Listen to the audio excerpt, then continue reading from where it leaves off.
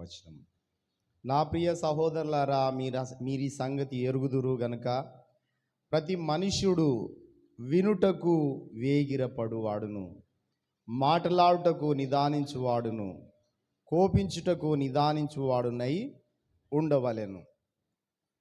దేవుని వాక్యము యాకోబు ఏమని సెలవిస్తున్నదంటే, దేవుని వాక్యం ఏం సెలవిస్తున్నదంటే, యాకోబు చెదిరియున్న 12 గోత్రములు ఇశ్రాయేలు ప్రజలకు చెదిరిపోయిన వారికి రాస్తున్నాడు. ఏమనంటే, మీరీ సంగతి ఎరుగుదురు గనక ప్రతి మనుష్యుడు వినుటకు వేగిరపడువాడై ఉండాలి. మన బ్రతుకులో, ఈ జీవితంలో వినడానికి వేగిరపడాలి. మన వేగిరము దేని కొరకంటే వినాలి. ఏం వినాలి? దేవుని వాక్యము వినాలి, దేవుని మాటలు వినాలి అని వేగిర పడతా ఉండాలి. మన వేగిరము దేని కొరకు? వాక్యము కొరకై ఉండాలి. మన మనం వేగం పెంచుకోవాలి. దేవుని మాటల కొరకు, దేవుని సన్నిధి కొరకు వేగం పెంచుకుంటుండాలి. దేవుని సన్నిధి కొరకు వేగం పెంచుకుంటుండాలి. ఎంత దేవుని వాక్యం వినాలని వేగిర పడతామో, వేగం పెంచుకుంటామో, అంతగా మనం ఈ లోకములో దీవించబడతాం, వెలిగించబడతాం, దేవుని కొరకు వాడబడతాము, బలముగా తయారైతాం. ప్రియమైన దేవుని బిడ్డలారా, లోకం కోసం నువ్వు వేగాన్ని పెంచుకుంటే అంతకంతకు కృషించిపోయి అంతకంతకు నశించిపోవాల్సి వస్తుంది. కాబట్టి యాకోబు అంటాడు, చెదిరిపోయిన 12 గోత్రముల వారికి వినుటకు వేగిరపడాలి అంటున్నాడు. ఏం వినడానికి? దేవుని మాటలు వినడానికి వేగిరపడాలి. ప్రతి దినము, ప్రతి క్షణము మనలో ఒక వేగముండాలి, వేగిరితం ఉండాలి. దేని కొరకు?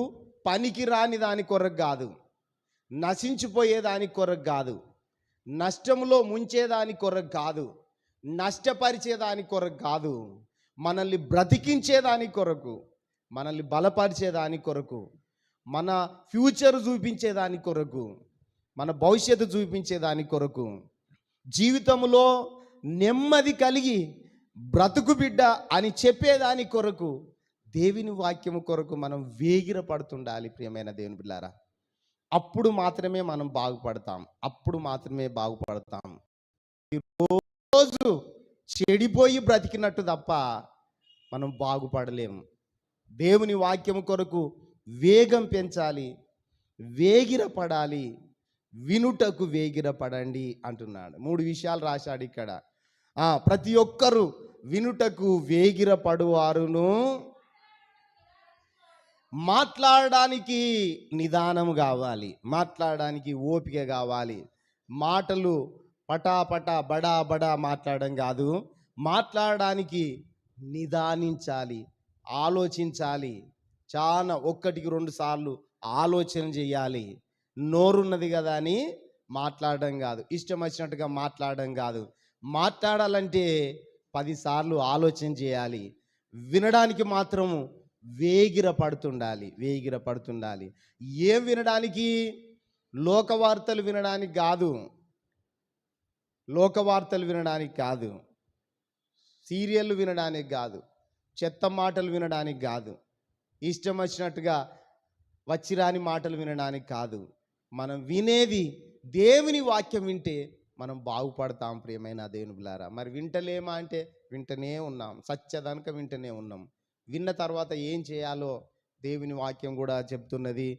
వినుటకు వేగిరపడువాడు, మాటలాడుటకు నిదానించువాడు. అందరు చెప్పండి, నిదానము. దేనికి నిదానం ఉండాలి? వినడానికి కాదు. వినడానికి ఏముండాలి? మాట్లాడడానికి నిదానిస్తాం, వినడానికి మాత్రము వేగము పెంచం. అది మనల్ని నష్టపరుస్తుంది. ప్రియమైన దేవుని బిడ్డలారా, కాబట్టి వినుటకు వేగిరపడువాడు, మాటలాడుటకు, కోపించుటకు నిదానించు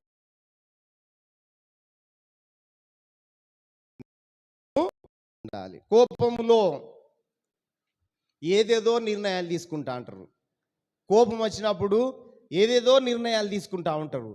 కోపం వచ్చినప్పుడు నిదానము ఉండాలి.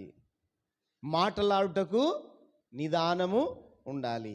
వినడానికి వేగిరము ఉండాలి. దేవుని మాటలు వినాలని వేగిరం ఉండాలి. ప్రియమైన దేవుని బిడ్డలారా, 21లో అంటాడు,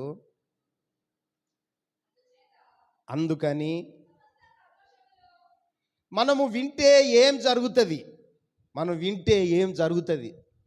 దేవుని వాక్యము వింటే సమస్త కల్మషం పోతుంది. మన బ్రతుకులో ఉన్న కల్మషం పోతుంది. ఈ పాపపు అపవిత్రత, ఆ కల్మషం అంతా పోతుంది. వినన్నట్టు చేస్తే నటన భక్తి అవుతుంది.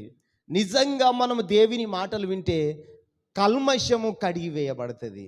దేవుని వాక్యంలో అంత శక్తి ఉన్నది. మరి దేవుని మాటల్లో అంత శక్తి ఉన్నది. మరి దేవుని మాటలు వింటే కల్మషం పోతుంది. ఒకటి కల్మషం ఉన్నది, ఇంకా లోపల విషం ఉన్నది అనంటే దేవుని వాక్యము సరి అయిన విధంగా మనం వినడం లేదు, వినడానికి వేగిరపడడం లేదు, విన్నా కూడా మన లోపల ఉండడం లేదు.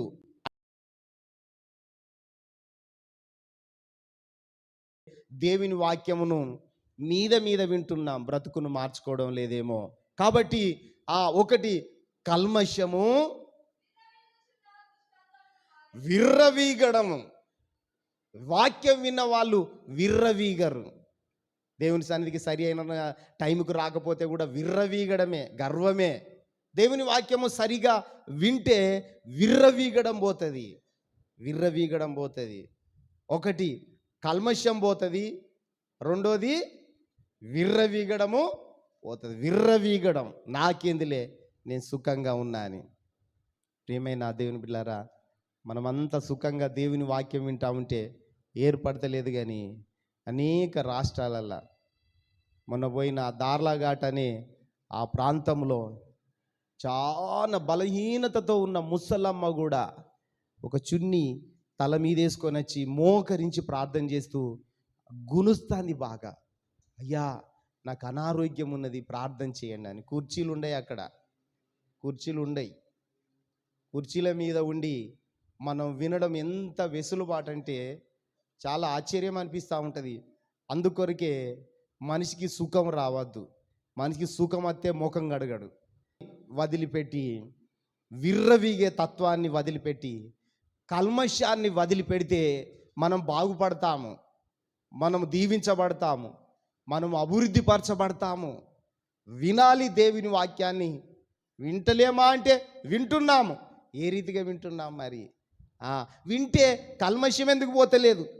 వింటే విర్రవీగే తనం ఎందుకు పోతలేదు? తగ్గించుకొని ఆరాధన చేయాలి, దేవుణ్ణి తగ్గించుకొని ఆయనను స్తుతిస్తూ ఉండాలి, స్వరమెత్తి ప్రభువును గణపరుస్తూ ఉండాలి. నిజంగా మన లోపల మార్పు ఉంటే ఆ మార్పు వాటిగానే తెలుస్తుంది. ప్రియమైన వారలారా, కాబట్టి ఆయన అంటాడు, వినుటకు వేగిరపడాలి, మాట్లాడుటకు నిదానించాలి, కోపించుటకు నిదానించాలి.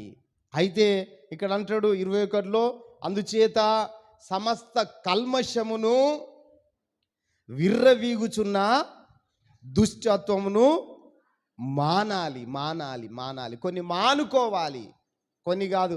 దేవుడు వాక్యం ఏం చెప్తే అది మానుకోవాలి. అవి మానకపోతే అదే దుష్టత్వంతో, అదే కల్మషంతో బ్రతికితే నష్టపోతాం, శ్రమల పాలవుతాం. మనం ఎంత వింటున్నామో అంత శిక్షకు గురవుతాం. ఎంత వింటే అంత శిక్షకు గురవుతాం. దేవుని మాటలు ఎంత హెచ్చరికలు వింటే అంత శిక్షకు గురవుతాం.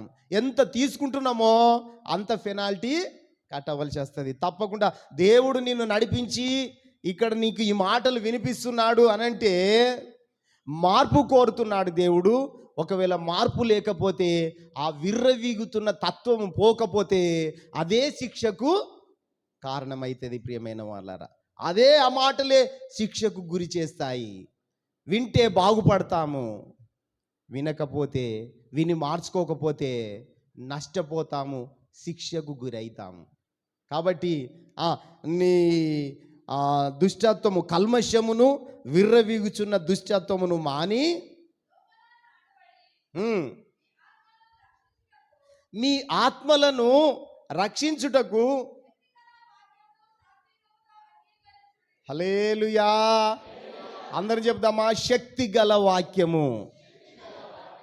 ఎంత శక్తి గలదంటే ఈ వాక్యము, బలహీనులను బలపరిచే శక్తి కలిగిన వాక్యము, రోగులను స్వస్థపరిచే శక్తి కలిగిన వాక్యము, పాపులను మార్చగలిగిన శక్తి కలిగిన వాక్యము, మన పరిస్థితులను మార్చగలిగిన శక్తి కలిగిన వాక్యము. హల్లెలూయా. ఈ శక్తి కలిగిన వాక్యమును నువ్వు నిర్లక్ష్యం చేస్తే, అశ్రద్ధ చేస్తే నువ్వు శక్తిహీనుడవైతావు. మనము శక్తిహీనులము. శక్తి కలిగి ఉండాలని శక్తి గల వాక్యం మన దగ్గరికి వచ్చింది. ఈ వాక్యం ఎలాంటిదంటే నీ కల్మషాన్ని తొలగిస్తుంది, నీ విర్రవీగుతున్న గర్వాన్ని తొలగిస్తుంది. ఎప్పుడంటే అంగీకరించినప్పుడు. అవును దేవా, నాలో విర్రవీగే తత్వం ఉన్నది, ప్రభువా నీ వాక్యం ద్వారా నన్ను సరిచేయి, నేను లోబడతానయ్యా, నాకు సహాయం చెయ్యి అని అడిగితే,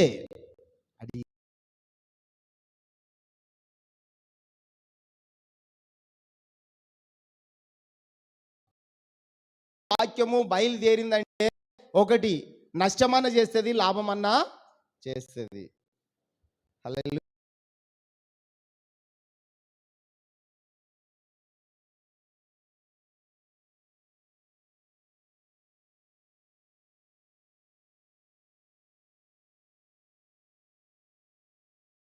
చేసుకోవడానికి అవసరం పడుతుంది. ఇల్లు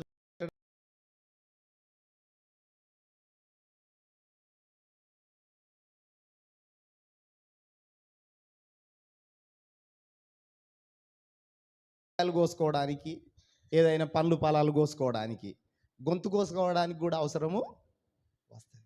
దేవుని వాక్యము కూడా అంతే. దేవుని వాక్యము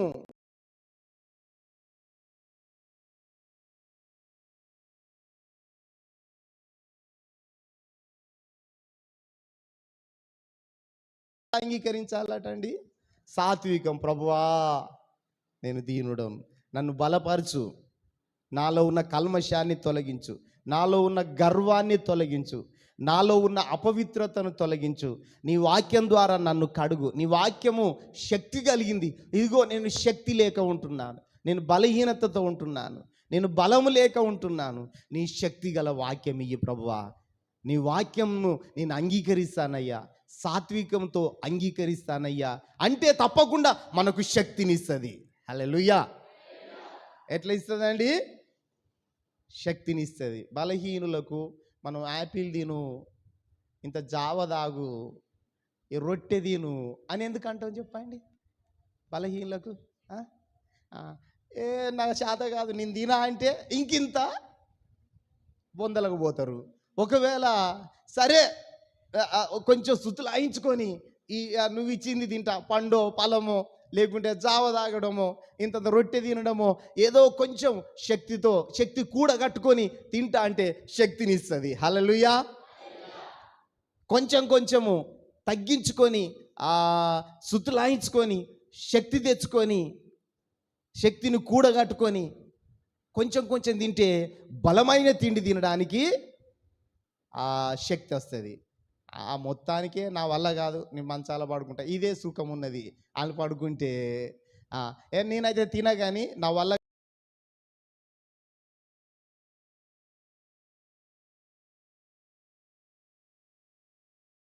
అది బొందలకు తీసుకొని పోతుంది ప్రియమైన వాళ్ళ. కాబట్టి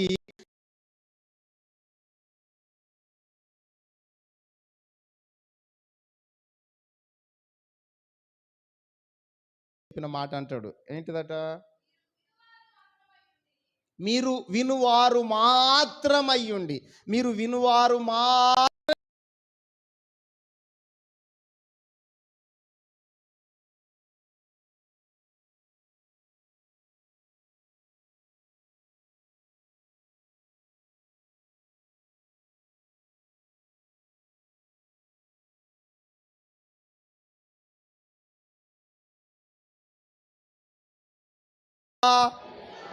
మీరు వినేవాళ్ళే. ఇనుడు మాత్రమే, మేము చేసేది ఏమీ ఉండదు, మేము చెయ్యం.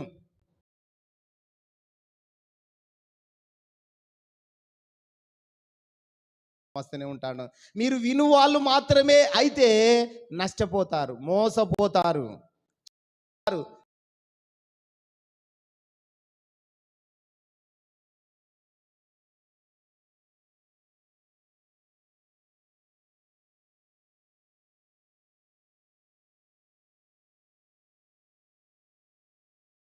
మోసం పోతున్నారు.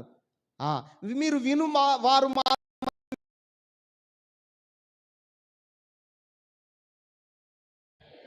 వాక్యం వినడమే కాదు, వాక్య ప్రకారం ఏం చేయాలి?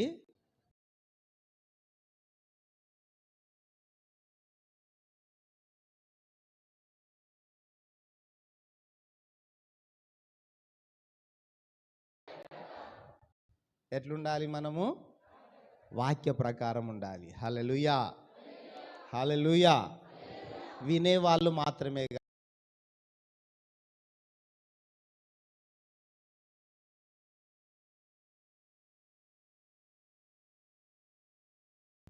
మనం నడిచే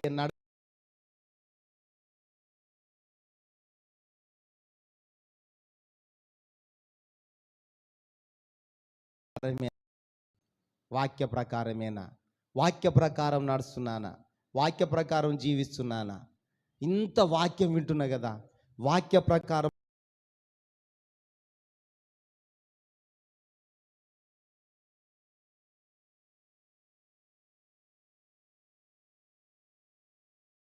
భాగమైతా, లోకంలో కలిసిపోతా అనే ఒక భయం ఉండాలి మనకు. వాక్య ప్రకారం బ్రతుకుతున్నానా?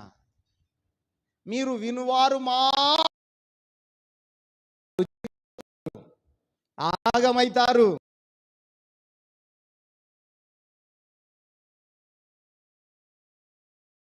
ఎవరి వల్ల కాదు. దేవుని వాక్యము వినాలి, దాని ప్రకారము బ్రతకాలి. హల్లెలూయా. మనం బ్రతకడమే కాదు,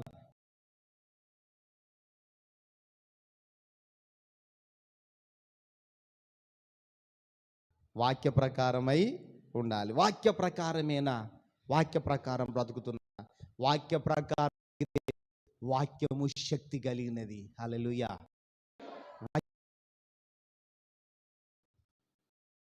ప్రకారం పోట్లైనా ఎదిరిస్తే నడిపిస్తుంది. వాక్య ప్రకారం బ్రతికితే అటు సగం ఇటు సగం ఉన్నోళ్ళతోటే ప్రాబ్లం అవుతుంది. ఎవరికి కాదు, వాళ్ళకే, ఎవరికి కాదు. అందుకొరకే దేవుడు హెజ్కేలు గ్రంథంలో అంటాడు, పుల్లటి కాయలు తిన్నోని పండ్లే పులిసిపోతాయి. అంతేనా కదా? పుల్లటి కాయలు తిన్నోని పండ్లు ఏమైపోతాయి? నువ్వు తింటే నా పండ్లు పులిసిపోతాయా? ఎవడు చింతపండు తింటాడో వాని పండ్లే పులిసిపోతాయి. దేవుని వాక్యానికి ఎవడు విరుద్ధంగా నడుస్తాడో వాడే.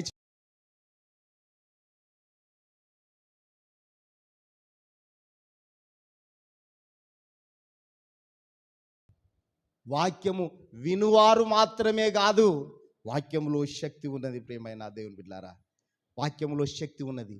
శక్తిని ఎందుకు గ్రహించద్దు? వాక్యమును ఎందుకు అన్వయించుకోవద్దు? వాక్య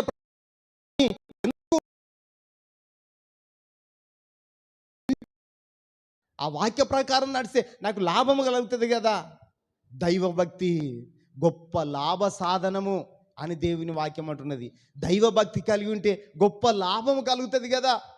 దేవుని అందు భయభక్తులు కలిగి ఉంటే గొప్ప దీవెన కలుగుతుంది కదా.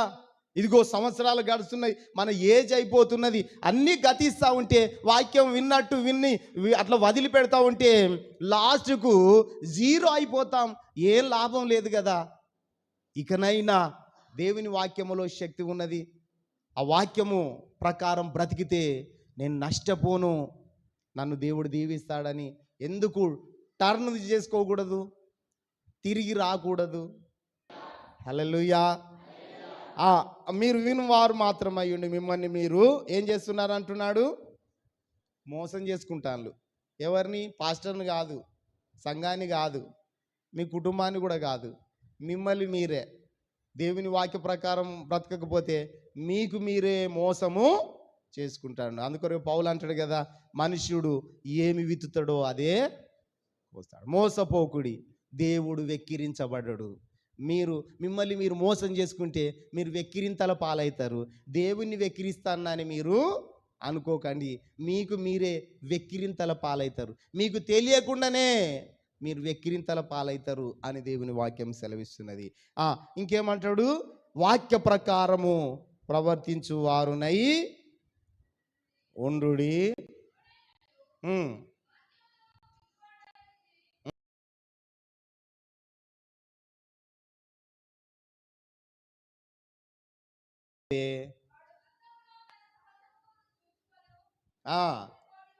వాక్య ప్రకారం బ్రతకకపోతే అద్దములో తన ముఖాన్ని చూసుకొని మర్చిపోయేటోలాగా ఉంటాడు. అద్దం ఎందుకున్నది? మన కళ్ళు ఎట్టున్నాయి, మన పనులు ఎట్టున్నాయి, మన కను బొమ్మలు ఎట్టున్నాయి, మన తల ఎట్టున్నది, ఎన్ని ఎంటుకలు ఊసిపోయినాయి, ఎన్ని ఉన్నాయి అనేది చూసుకోవడానికైనా కదా. అయితే బయటికి పోయి మర్చిపోయినట్టుగా ఉంటామా? మరి అద్దం చూసుకునేది, అద్దం దాన్ని ప్రేమను చూడడానిక? అద్దం ఎంత విలువైందని అద్దాన్ని చూస్తామా? అద్దంలో మన ముఖం చూస్తామా?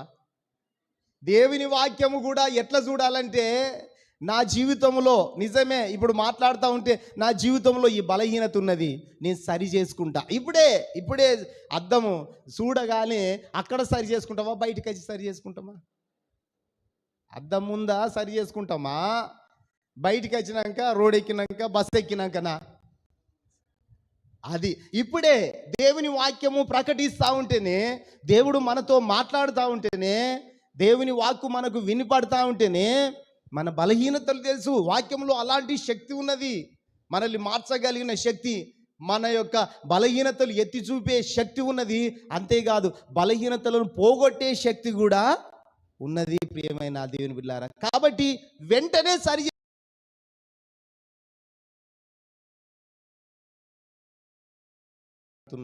నాతో మాట్లాడుతున్నావు దేవా. అవును, ఈ బలహీనత నాలో ఉన్నది, నీ వాక్యం ద్వారా నాతో మాట్లాడుతున్నావు. నీ శక్తి కలిగిన వాక్యము నాలోనికి రానివ్వండి.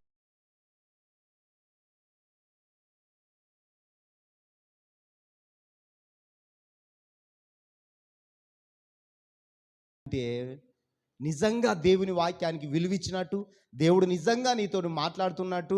అంతేకాదు అంతటితో ఆగిపోదు. నువ్వు తగ్గించుకొని సాత్వికంతో అంగీకరిస్తే అప్పుడే దేవుడు మెచ్చుకొని నీకు ఇవ్వవలసిన దీవెనలు ఇస్తాడు. చపలు కొడి దేవుని స్తుతి సామందరం. నీకు ఇవ్వవలసిన దీవెనలన్నీ ఆగిపోయిన దీవెనలు ఇస్తాడు. నీకు రావాల్సిన దీవెనలన్నీ ఆగిపోయినాయి, శాపం వెంబడిస్తున్నది. ఆ శాపాన్ని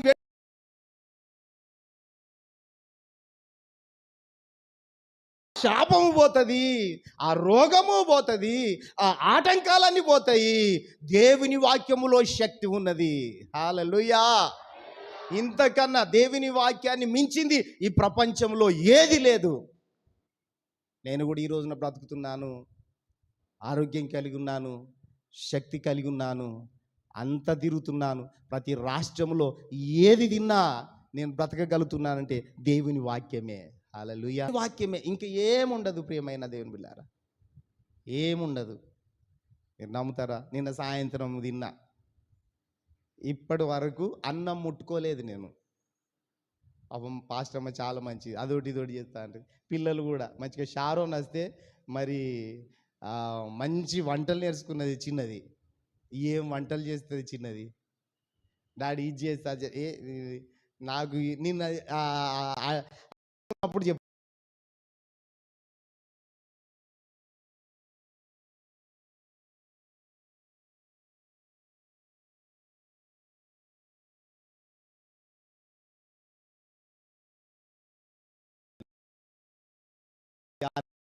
నాకేం చెప్పు,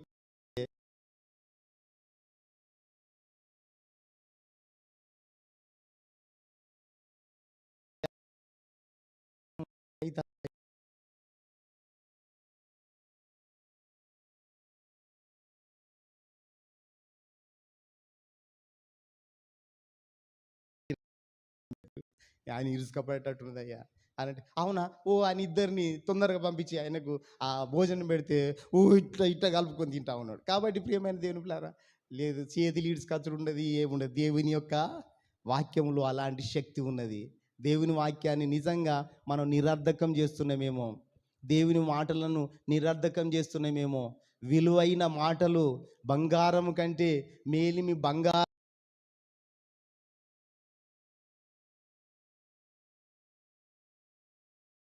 బ్రతుకులు బాగుపడతాయి. మనం శక్తిమంతులం అవుతాము, వెక్కిరింతల పాలు కాము. మనకు దేవుడు విలువనిస్తాడు. దేవుని వాక్యానికి ఎంత విలువనిస్తే మనం అంత విలువ గల వారమవుతాము. హల్లెలూయా. అంత విలువ గలవారం అవుతాము. అందుకొరకు ఆయన అంటాడు, మీరు వినువారు మాత్రం అయి ఉంటే మిమ్మల్ని మీరు మోసము చేసుకుంటున్నారు. అంతేకాదు, ఎవడైనా వాక్యం వినువాడై ఉండి దాని ప్రకారం ప్రవర్తింపని వాడైతే వాడు అద్దములో తన ముఖం చూసుకున్నట్టుగా ఉంటుంది అంటున్నాడు. ఇంకేమంటాడు? 25 చదువు. ఉమ్, ఉమ్, ఆ. విని మరచువాడుగా ఉండద్దు. విని మరచువాడుగా ఉండద్దు. మరిచిపోయేటట్టు ఉండద్దు. మనం దేవుని యొక్క వాక్యమును విన్నామనంటే మరిచిపోవద్దు ప్రియమైన దేవుని బిడ్డలారా. హల్లెలూయా. విని మరచువాడు కాక క్రియను చేయువాడై ఉండాలి. ఏం చేయాలండి? మనము క్రియలు చేయువారమై ఉండాలి. వినువారమే కాదు, క్రియలు చేయువారమై ఉండాలి. నిజంగా దేవుని వాక్యం మనలోనికి వస్తే, నిజంగా దేవుని వాక్యాన్ని మనము ఘనపరిస్తే, విలువగా చూస్తే,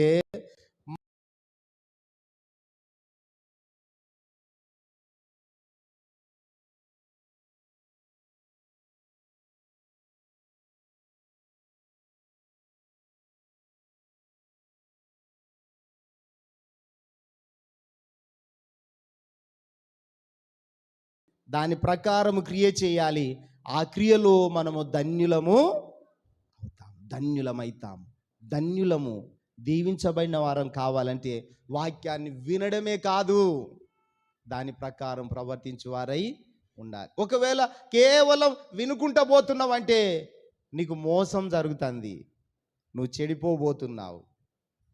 విని విని చెడిపోబోతున్నావు అని గ్రహించాలి ప్రియమైన దేవుని బిడ్డలారా. చూడండి, యేసు ప్రభు ఆయన ప్రసంగంలో మత్తయి సువార్త 13వ అధ్యాయం 23 చదవండి. మత్తయి సువార్త 13:23.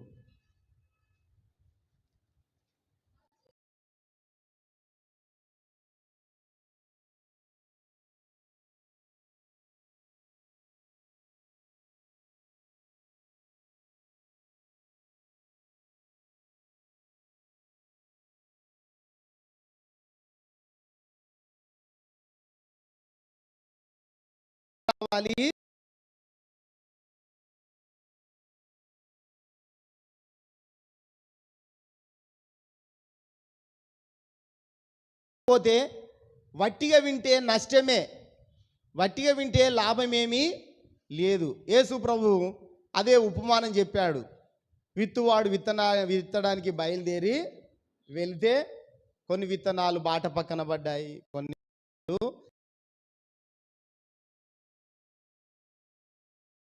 లలో పడ్డాయి, కొన్ని విత్తనాలు మాత్రము మంచి నేలను పడ్డాయి. బాట పక్కన పడ్డవి పక్షులు ఎత్తుకొని వెళ్ళినాయి.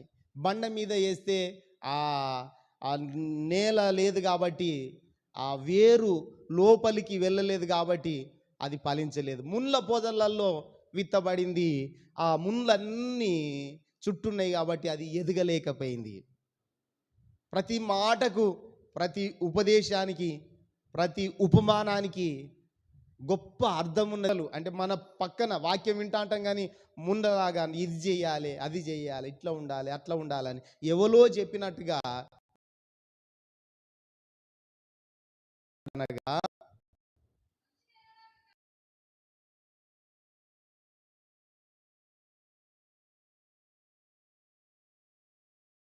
చెప్దాం మళ్ళొకసారి. వాక్యమును విని గ్రహించువాడు వినంగానే ఏం కావాలటండి? గ్రహించాలి. వినుకుంటా గ్రహిస్తూ ఉండాలి. వింటా ఉంటేనే గ్రహిస్తూ ఉండాలి. ఒక్కొక్క దగ్గర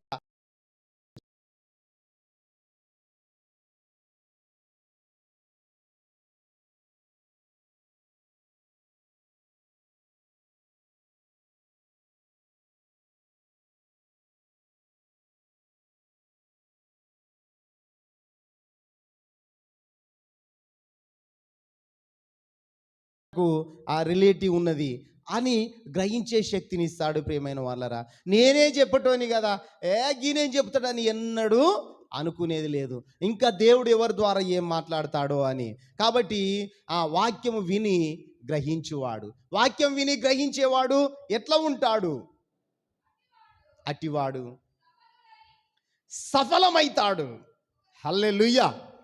వాక్యం విని గ్రహించేవాడు సఫలమైతాడు, విఫలముగాడు, సఫలమైతాడు.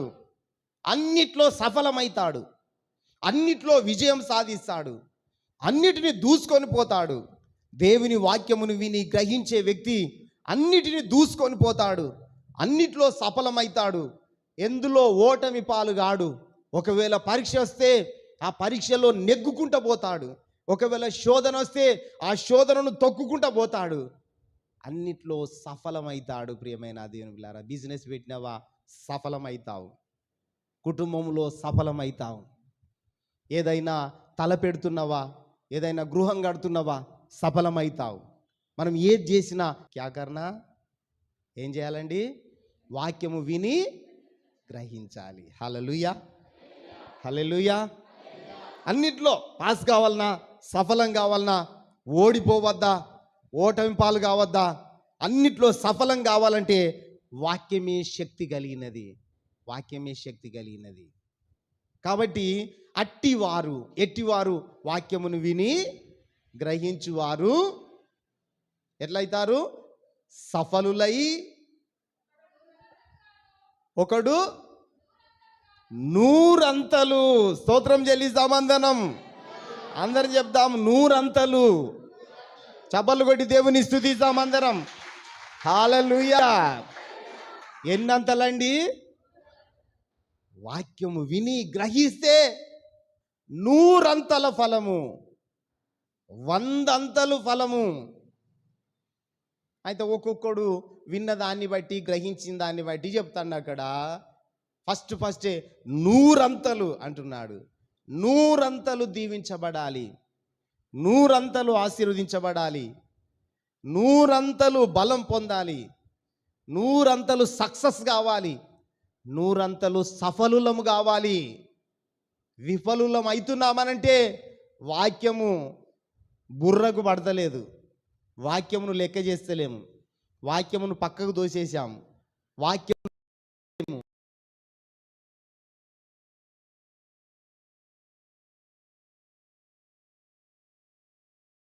అంటే ఈ లోకమంతా మనసులో పెట్టుకొని, హృదయంలో పెట్టుకొని వాక్యం వింటున్నాం. ముళ్ళ పొదల్లాగా అన్ని హృదయంలో ఉన్నాయి, ముళ్ళ పొదల్లాగా. కాబట్టి వాక్యము విని గ్రహించేవారు సఫలులై ఒకడు 100 అంతలు, ఒకడు 60 అంతలు. తను గ్రహించినంత, తను వాక్యాన్ని అర్థం చేసుకున్నంత, తను విశ్వాసం ఉంచినంత. ఒకడు 100 అంతలైతే ఒకడు 60 అంతలు, ఒకడు 30 అంతలు ఫలించుడైతే ఖాయం. గ్రహించిన కొలది, అర్థం చేసుకున్న కొలది, దేవుని వాక్యానికి విలువిచ్చిన కొలది, దేవుని సన్నిధి అంటే భయపడిన కొలది, దేవుడంటే భయపడిన కొలది, లోబడిన కొలది, సాత్వికంతో దేవుని వాక్యము అంగీకరించిన కొలది ఒకడు 100 అంతలు, ఒకడు 60 అంతలు, ఒకడు 30 అంతలు ఎట్లయిపోయారట? ఫలించాడు. హల్లెలూయా. ఫలించుడైతే ఖాయం, ఫలించుడైతే ఖాయం, ఆశీర్వదించబడటైతే ఖాయం. మనకేమైనా ఆటుపోట్లు వస్తే తొక్కి వేస్తూ ఎదిరిస్తూ వెళ్ళడం అయితే ఖాయం. నమ్మితే చప్పట్లు కొట్టి దేవుని స్తుతిద్దాం అందరం.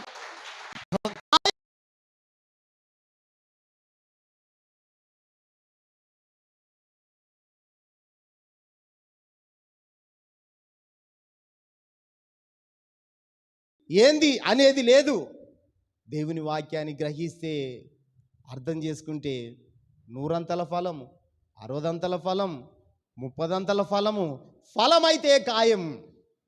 ఏమైనా దేవుని బిడ్డలారా, దేవుడు ఏమైనా తక్కువడా? నువ్వు నేను అర్థం చేసుకున్నంత మాత్రాన ఇంతే అంటే అంతేనా? కాదు కాదు. ఆయన గొప్ప దేవుడు. ప్రియమైన దేవుని బిడ్డలారా, ఆయన గొప్ప దేవుడు. హల్లెలూయా. అర్థం చేసుకో.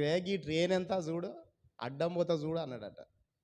ఈ ట్రైన్ ఎంత అని అడ్డం పోయిండు, ముక్కలు ముక్కలు అయిండు. అంటే వీడు ఎంత ఏం అర్థం చేసుకున్నాడు ట్రైన్ కోసం? ఈ ట్రైన్ ఏం చేస్తుంది? ఒకడైతే చూడు, అటు నుంచి ట్రైన్ వస్తూ ఉంటేనే నేను ఒక ఫీట్ చేస్తా, ఒక యాక్టింగ్ చేస్తా అన్నాడు. యాక్టింగ్ చేసిండు. ట్రైన్ తోటి చెలగాటం ఆడతారా? ట్రైన్తో పరాజకాలు ఆడతారా?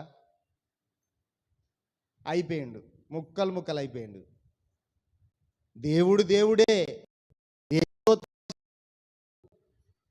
దేవునికి లోబడితే ట్రైన్ అంటే ఏంది? ఎక్కాలి నీ గమ్యాన్ని.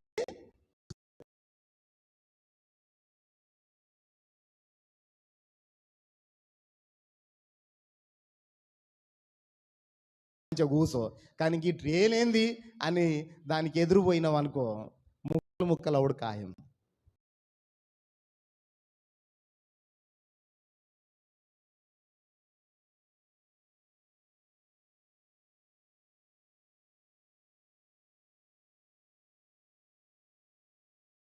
సఫలమైతాము, విఫలముగాము, విజయం సాధిస్తాం అన్నది దేవుని వాక్యం మీద అంత నమ్మకం ఉంచాలి. ప్రియమైన దేవుని బిడ్డలారా, హల్లెలూయా, హల్లెలూయా.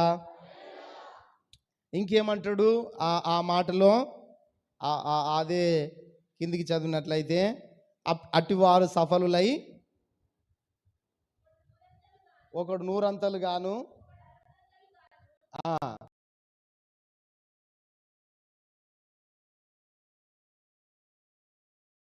ఎంతెంత ఫలిస్తారట అండి? ఎంతెంత అంటే నువ్వు గ్రహించినంత, మరి నువ్వు అర్థం చేసుకున్నంత. ఎవరో వచ్చి నీ తల మీద చేయి పెట్టి దీవించబడు, ఓ ఆశీర్వదించబడు అని అంటే అదొక ట్రాపు, అదొక సైతాన్ ట్రాపు, అదొక దయ్యము. దీవించబడు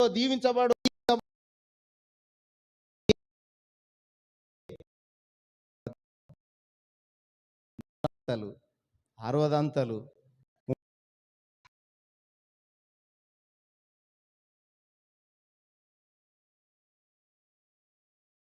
ఆటుపోట్లు ఎదుర్కొంటాం. ఎందుకంటే దేవుని వాక్యాన్ని గ్రహించాము కాబట్టి. మార్క్స్ వార్త 7:13 చదవండి. మార్క్స్ వార్త 7:13.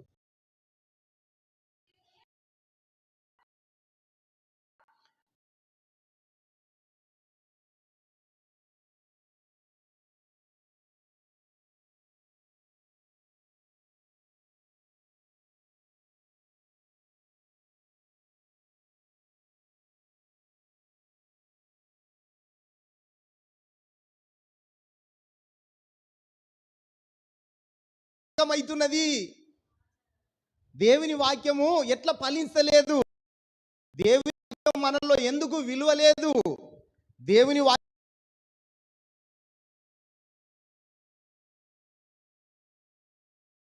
ఏమని? మీ పారంపర్య ఆచారాలు వాక్యమును అణిచివేస్తున్నాయి, వాక్యం మీలో ఫలింపకుండా చేస్తున్నాయి.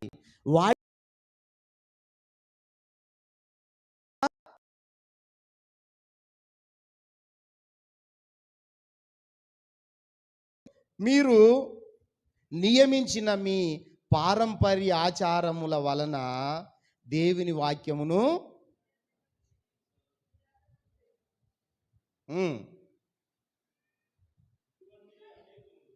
ఇటువంటివి అనేకములు,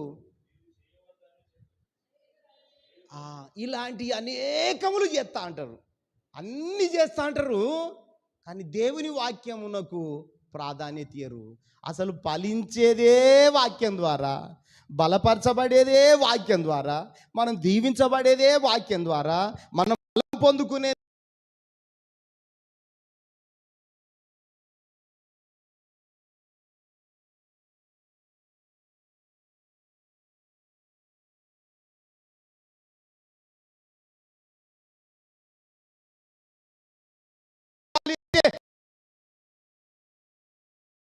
వ్యాఖ్యానము, వాక్యమే జీవము, వాక్యమే.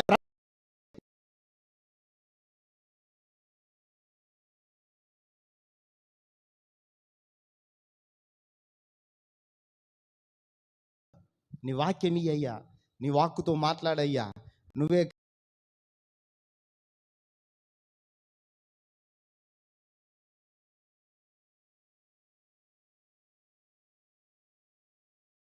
దేవుని వాక్యాన్ని మన నుంచి దూరం చేస్తాడో చూడండి. ఎంత ట్రిక్కుగా తయారు కావాలని గంటుకుంటాం, అవునా?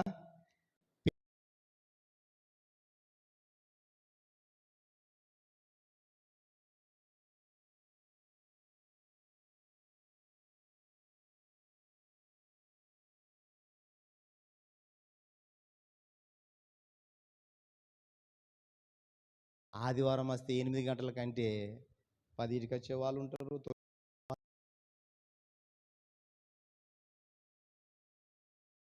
చులకనైంది పెళ్ళిళ్ళు, పేరంటాలు,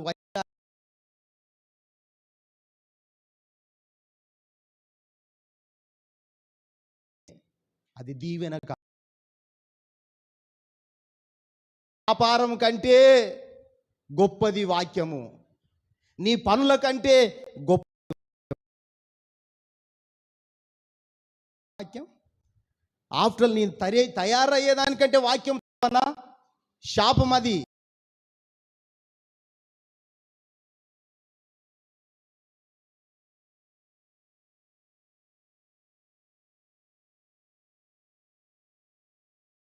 అది ఉన్నది. ఒక్కసారి వాక్యాన్ని గుర్తు చేసుకుందాం.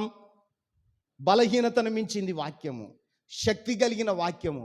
నా బలహీనతను ఛేదించుకొని వాక్యముకు వెళ్తాను. దేవుడు ఉన్నదంటే 10 మంది కుష్టి వ్యాధి గలవారు ఆయన దగ్గరికి వస్తే మీరు పోతా అంటే బాగైతారు పోండి అన్నాడు. ఆయన మాట తీసుకొని పోతా అంటే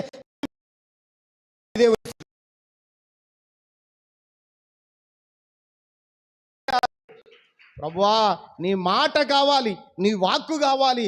నేను ఏ కార్యం చేసినా నీ మాట కావాలయ్యా, నీ శక్తి గల మాట కావాలని విలువనిద్దాం. దేవుడు నీకు విలువనిస్తా. భార్య మాటను భార్య వండి పెడుతుందా? నా మాటే తీసుకున్నప్పుడు నీకెందుకు? అవునా? ఒక భర్త భార్య మాట వినకపోతే, వండి పెట్టకపోతే, ఇక ఆయన ఆయన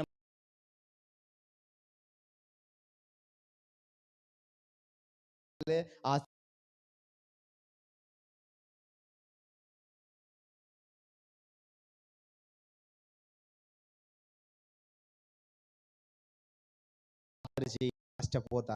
ఎంత మంచి మాట అంటున్నాడు. మనల్ని నష్టపరి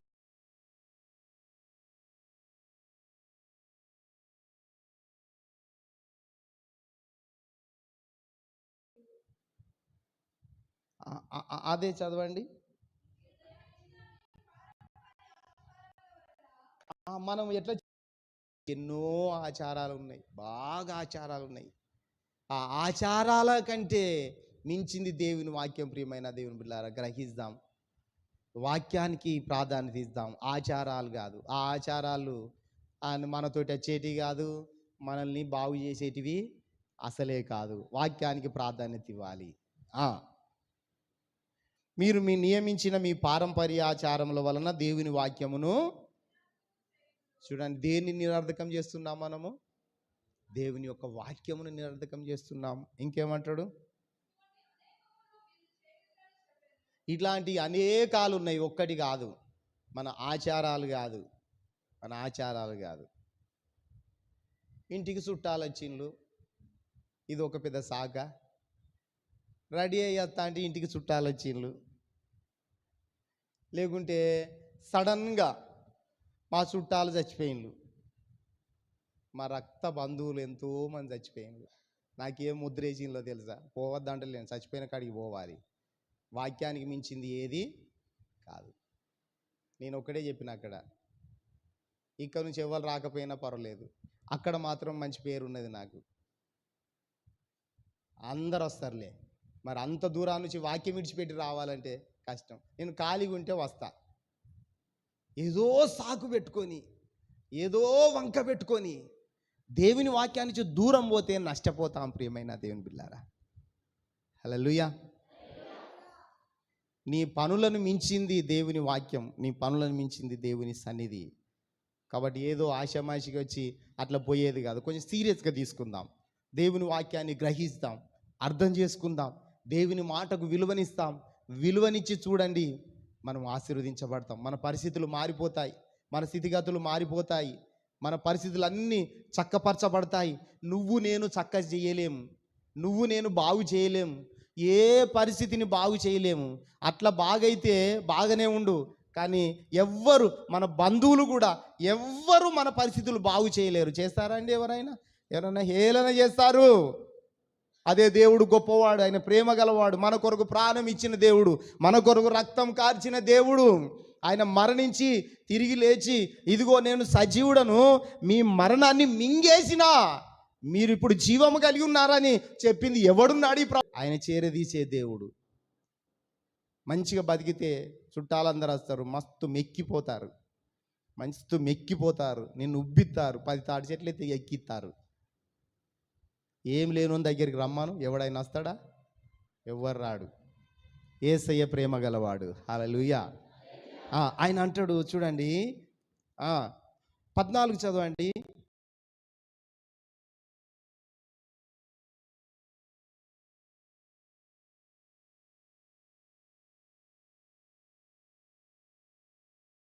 బాధ అంతా, యేసయ్య బాధ అంతా ఏంటట? నా మాట విని గ్రహించాలి. నా మాట వినండి, గ్రహించాలి. గ్రహించడం అంటే, అవును ప్రభువా, అవును. ఒక పాస్టర్ను నేను బాగా కోపం చేసిన, ఒకసారి మస్తు కోపం చేసిన. ఆయన ఒక చిన్న తప్పు చేశాడు, మస్తు కోపం చేసిన.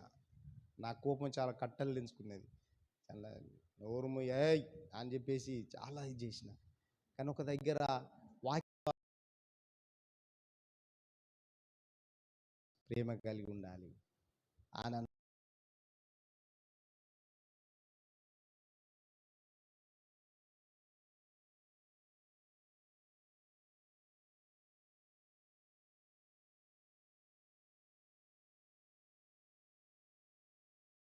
ఏమనుకోకు పాస్టర్ గారు, మీరు చేసిన ఆ విషయానికి నాకు చాలా కోపం వచ్చిందంటే, పర్వాలేదంటే ఏమనుకోకు అని అన్నాను. ప్రియమైన వాళ్ళ వాక్యం పనిచేస్తుందా లేదా? మనం గ్రహించాలా లేదా? వాడే తప్పు చేశాడు, నాకేంది, నేనెందుకు? లేకపోతే దేవుడు మాట్లాడుతా అంటే కూడా అది ఇంకా మనలోనే ఉంటే మనం చెడిపోతాం. కాబట్టి ప్రియమైన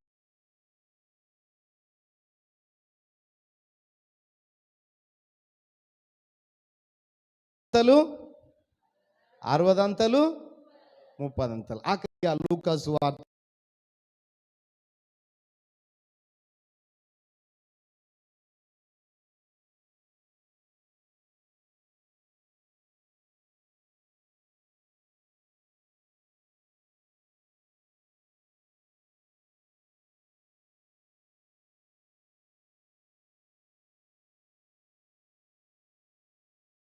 దగ్గరికి రావాలి, నా మాటలు మీరు వినాలి, వాటి చొప్పున చేయాలి, వాటి ప్రకారము చేయాలి. నా దగ్గరికి వస్తున్నానంటే దేని కొరకు? మాటలు వినాలి, వినిపోవడం కాదు.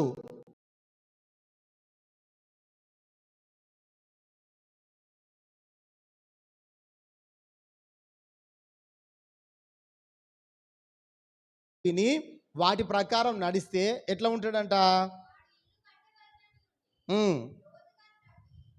వాడు ఎట్లుంటాడంటే, నా దగ్గరికి వచ్చి నా మాటలు విని వాటి చేసే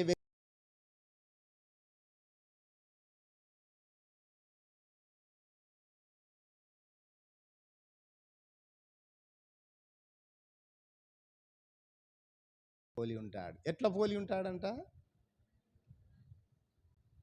వాక్యం నిరర్ధకమయ్యేది దేని ద్వారా? పారంపర్య ఆచారముల ద్వారా. హల్లెలూయా.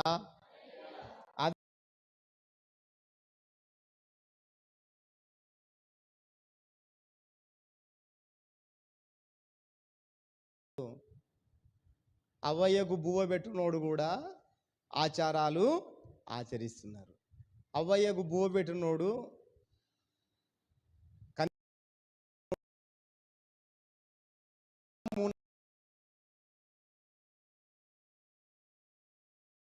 వాక్యము నిరర్ధకం అయిపోతుంది.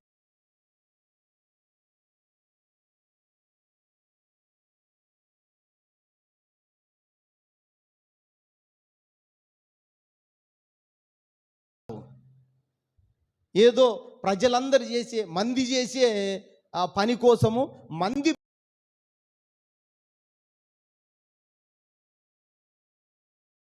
3-4 మేకలు వాళ్ళకు తిండి పెట్టునోనివి మందికి ఎందుకయ్యా నువ్వు పెట్టేది? మంది కోసమా బ్రతికేది? అర్థం అంతే కదా, మంది కోసమే కదా బ్రతికే.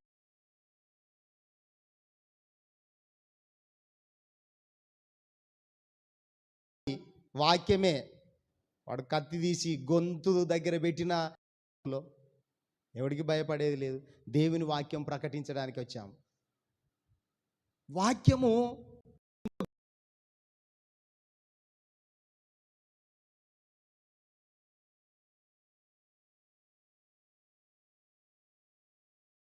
డబ్బు కోసం చేస్తే మనం నష్టపోతాం. ప్రియమైన దేవుని బిడ్డలారా, హల్లెలూయా, హల్లెలూయా. మీరే ఉన్న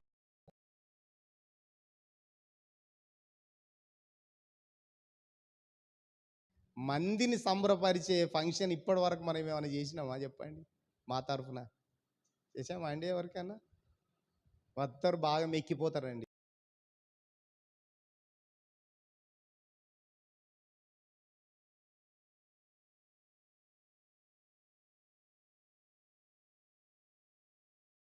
అందులో ఏదో ఒక లోటు, నువ్వు మంచిగా చేసినావు అనుకో నీ మీద ఒకటి నిందేసిపోతారు. ఏదన్నా కొంచెం లోటు ఉన్నది అనుకో ఆ లోటును చూపించిపోతారు. నువ్వు మంచిగా చేసినావు అనుకో ఎలాంటి లోటు లేకుండా, ఈయనకి మస్తు పైసలు ఉన్నాయో ఆడిడ మోసం చేసి అంటారు. అవునా కదా? అవి నేను స్వయంగా వింటా, అక్కడ ఇక్కడ ఉంటా అంట కదా. ఒకవేళ చిన్న లోటు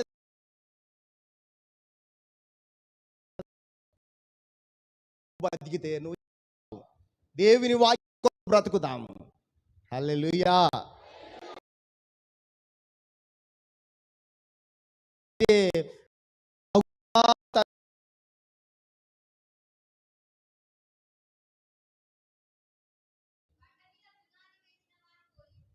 బండ మీద పునాది వేసిన వాణ్ణి పోలి ఉండును. వాక్యం ఉన్నది, శక్తి కలిగిన వాక్యము. వరద వస్తుంది, వరద రాని, కానీ నీ పునాది ఎక్కడున్నది? హల్లెలూయా. వరదలకు భయపడతావా? నో.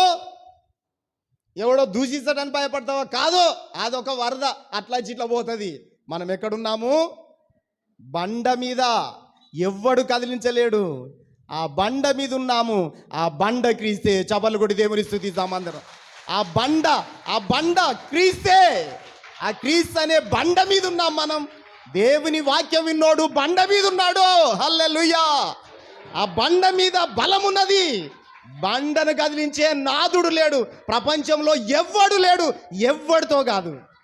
బండ మీద ఉన్న ఎవడు కదిలిస్తాడు చెప్పండి? దేవుని వాక్యము బండ. అదే అంటాడు, బండ మీద ఇల్లు కట్టిన బుద్ధిమంతుని పోలి ఉన్నారు.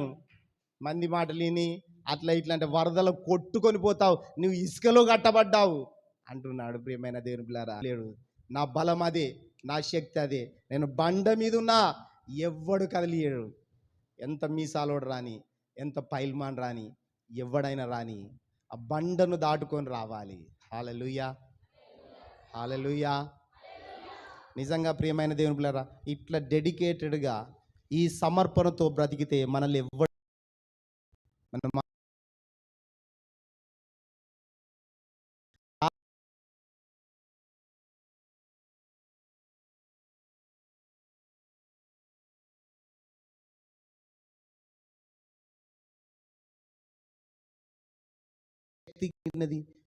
వాక్యానికి ఇచ్చిన ప్రాధాన్యత